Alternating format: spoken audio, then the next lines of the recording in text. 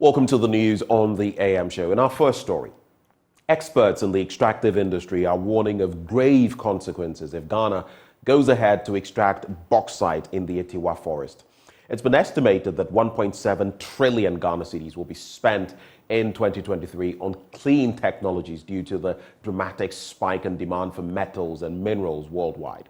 This has raised concerns among environmentalists, civil society, and industry about the need to decarbonize the process for extraction. Co-chair of the Ghana Extractive Industries Transparency Initiative, Dr. Steve Manteau, is warning any attempt by government to degrade the Atewa Forest will not augur well for the country. Aisha Ibrahim joined Arosha Ghana and some civil society groups in the Atewa Forest and filed this report. Between year 2000 and 2019, 3,264 kilometers square of forest was directly lost due to industrial mining, with 80% occurring in Ghana, Brazil, Indonesia, and Suriname. Ghana signed on to the Extractive Industry Transparency Initiative in 2003 and is among 55 countries that have agreed to a common set of rules to promote good governance in the management of its natural resources. The Atewa Range is the site of an important forest reserve and the source of three major rivers. It contains ancient bauxitic soils. Experts say there's enough bauxite in this forest, but we must be cautious of the destruction that we can cause by thinking of exploiting these bauxites and other minerals in this forest. Atewa has enormous resources that can generate revenues for the state. The medicinal plants, the water sources from here, a lot of the rivers drain from from this forest. We are talking about the Densu, we are talking about Brim, we are talking about Ayensu. They all take their source from the forest. So if we are going to destroy this forest, that invariably is going to mean that we are destroying our water sources and therefore quantifying what the effect will be downstream. Those of us who rely on these rivers for drinking water is just unthinkable. And so we need at all costs to be able to identify certain land areas in this country that are no-go areas for mining, based on what purpose they serve and how they contribute to our own human development. In the middle of the Atewa Forest is the Supon River, which feeds into the Birim River, a key source of drinking water for the people in the eastern region. We are currently at the Supon River in the Atewa Forest. You can see how clean the water is, but if you move just a little further from here, you will see that the water has been destroyed and you cannot even think of drinking the water. Deputy National Director of Conservationist Group, Arosha Ghana, Darrell Bosu, says the current high turbidity level of the river, which stands at 11.5 NTU, must prompt government to maintain its quality. Most of these communities don't have access to pipe-borne water, so when these rivers flow out, that is where they fetch for their daily use and also for other domestic and industrial activities. And we believe that if we want to sustain the activities of communities and their livelihood and also their health, rivers like these, which is devoid of contamination, needs to be prioritized and protected. But what we have also seen is that you can't have clear rivers like these without forests. And that is why we believe that Atewa, which is on record to be a critical hydrological gem for Ghana, must be protected in the long term, because already, aside Sejimase, there are about 5 million other people who depend on rivers coming from the forest. And they go from people in the city, in Accra, to central region, and even to the eastern region, and even connecting to River Pra, which serves people in the western region. So it's clearly an important ecosystem that we cannot allow anything to touch it. Now, if you step out of this forest, you realize that the rivers there are very, very polluted.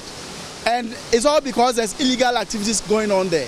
Programs Officer West Africa at the Ford Foundation, Emmanuel Koyuli, says the next EITI conference, scheduled for June 13 this year, will deliberate on sanctioning member countries who disobey the rules on protecting their natural resources. I think it's important to include sanctions into the process. Unfortunately, the EITI process, first of all, is voluntary, so it's not an initiative that can force governments to set. But it's important that once a country makes commitment, like Ghana and many other countries have made commitment to the process, that they include very stringent sanctions so that if you don't comply and ensuring that your communities are protected in this process, then you either kicked out, not just being kicked out from the EITI process, but other sanctions, including financial sanctions. Now, the Bono East Regional Manager of the Environmental Protection Agency, Anthony Dua, is asking stakeholders and the general public to work towards ensuring that the Tano River, which is the major source of drinking water for the people of the area, is protected from plastic pollution. He made this call during a brief ceremony in Techiman to mark this year's World Environment Day, which was marked under the theme, Beat Plastic Pollution. Led by the United Nations Environment Programme and marked annually on June 5 since 1973, the World Environment Day has grown to become one of the biggest global platforms for environmental outreach, with millions across the world engaging to protect the planet. Here in the Techiman municipality of the Bono East region, regional authorities of the Environmental Protection Agency, together with other stakeholders, observed the celebrations under the theme, Protect Tano River from Plastic Pollution. Regional EPA boss Anthony Diaz says there is a need to protect the source of the Tano River, which has over the years been the major source of drinking water for the people of the region. So the essence of us here is to embrace the World Environment Day celebration by getting actively involved through these various activities to create awareness among the community members and the citizens around. The Tano River is so dear to the people of Bono East and Akakpo, because this is where it takes its source and it ends up in the Gulf of Guinea. Therefore, if pollution takes place at the upstream where it sources, then you can imagine what happens to downstream users. So it is important for us here to know that we have to protect, preserve Tano River, which happens to be our resource, because that is the basis upon which we can all boast of ourselves. Mr. Anthony highlighted that it is important for stakeholders to work towards adopting sustainable means of educating the populace, particularly school-going children, on reasons why they must desist from dumping plastics into nearby rivers. Issues that has to do with plastic pollution is not a one day. You realize that in the presentation we said there must be a sustained effort, continuous education. This must not stop. The education must continue from all levels, from 5 first cycles. To realize that we have in our midst the JSS and the school people who are all here to really know why they must beat plastic pollution. So we have to look at sustained efforts at trying to educate the populace. Then we also have to adopt best practices. We must also make sure that at least we promote what is called waste segregation, so that at the end of the day, the plastics can be segregated from the organics, so that organics can be used for compost, and a little of this will go to the landfill side. Chairman of the occasion and Benkum of the Techiman Traditional Council, Okunji Aman Kesi Bese. Where does the person put the thing? Those who have vehicles, they can put in their vehicles until they get home. But others, where do they put them? So as we blame the system, we must also blame lack of the facility to ensure that the person will put the thing at the right place. So that one, I side with whoever will say that the dustbins are not there, and therefore it becomes natural that when you finish whatever you want to do with the plastic, you throw it down there. He underscored the negative health effects of keeping warm food in plastics and called on the populace to revisit the use of leaves in place of plastics as another form of beating plastic pollution. We apologize for the hitches in sound in that video. Now, the Department of Environment and Sustainability Sciences at the University 4 Development Studies has begun a research to convert plastic waste to tiles for the construction industry. They will convert plastic, which has become a nuisance in society, to a business venture which the department believes will get people interested in gathering plastic waste for income. Northern Region's Martina Bugri now reports. The cleanup exercise embarked by the Department of Environment and Sustainability Sciences was to mark World Environment Day. Speaking at the end of the cleanup, the head of Department of the Environment and Sustainability Sciences, Dr. Jigodi Ajodoke, said the aim of the research is to add value to plastic waste. Currently in the department we are researching into microplastics and their effects on aquatic organisms like fish. We also have other researchers working on adding value to the plastic waste, and so converting the plastics into other useful equipment or useful things like towels. We also have others working into the management, looking at the solutions of how to pay for the waste that is generated or how to create some value out of the plastics so that we don't see it lying or littered all around. So the department is working on research in several fronts, and I'm very happy with the collaboration and the support from the Ghana Environmental Protection Agency, the Northern Region. We have also the West Africa Center for Water, Irrigation and Sustainable Agriculture. We have the Days Media, the Grow2, and then Arocha Ghana also supporting the department in this. The chief of Nyankpala, Na Ibrahim Mahama, assured the university community there is total peace in Nyankpala and urged them to disregard rumor that the area is not peaceful. And that the university here is a prestigious entity. It is an entity they are very proud of. And they are so elated that they want to give their best to the development of the university. And that when they were to establish the Dongo University, some of them were skeptical. They thought they were going to close the university here and establish that one there. So some of them had to run around just to ask people what is happening. But they are still proud that this one is here.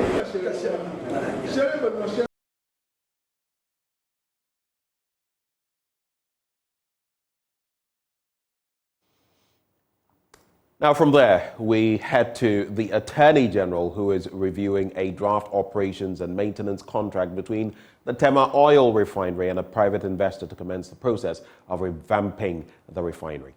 Deputy Energy Minister Herbert Krapper says once the lawyers and engineers are done with the process, government is hopeful that TOR will bring the refinery of crude in the country. Martina Bugri again. Led by the Deputy Minister of Energy and the CEO of GNPC, were in the northern and Savannah regions to assess the progress of work in the prospecting of oil in the Voltarian Basin. Herbert Krapper said what TOR needs now is investment to put it in shape. Dream that we discover oil onshore, and therefore means that we have a lot of traffic from international oil companies coming to places such as this to participate and engage in oil trading activities. Good news, and we've seen that the lessons from places such as Tema Oil Refinery tell us that modern technology is the way. When your machinery are old and your systems are not very functional, we see that there's a lot of wastage. And I think what is important is that we utilize those lessons. Currently, government is, through the Ministry of Energy, is working to bring in a strategic private partner to help to revive TOR. In terms of investment, what is needed in TOR is a matter of investment. And the Attorney General is reviewing the draft operations and maintenance contract And once the lawyers have ticked it and the engineers, the technical people have ticked it, we hope that we can see a revived tour. The CEO of the GMPC, Opoku Ahunye Dankwa, on his part said the project brings huge potentials to the northern and savannah regions and a game changer for the country. So drilling a well will allow us to confirm our inferences from what we've done with the seismic. The goal is to do this as quickly as possible, because whenever you look at the time value of money, the faster we can get oil out of the ground, the better it is for this area and the country. So the goal is to drill hopefully Q1 2024. The team earlier paid a courtesy call on the Northern Regional Minister, Shani Al-Hassan Shaibu, who assured them of a peaceful environment for work to progress. Apart from the agricultural activities that we engage in the northern region, we do not have any commercial entities that would engage so many people. So if we do this work properly, I am just imagining the number of people who stand to benefit from this. And let me also assure you that the northern region is very peaceful, very, very peaceful. Those days of those chieftaincy things is over. And I can assure you that we are ready to engage whoever is ready to bring progress and prosperity to our people. The Deputy Minister for Energy on his part said the Voltarian Basin covers 7 regions and over 200 communities. Perhaps finally and equally very critically is to take feedback from people like you. Very, very important aspect of the work that is being done. This project, as I understand, covers about 7 regions.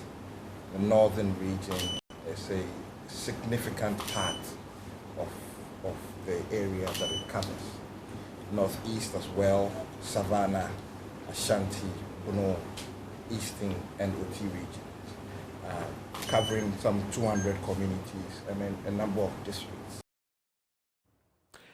Now, research has shown that about 650,000 people in Ghana suffer from severe mental disorder. 2,166,000 suffer from a moderate to mild mental disorder. The Greater Accra Regional Hospital has put together a week-long activity to ensure cases regarding mental health are well attended to. 1 out of every 10 people has a mental health condition that remains unreported.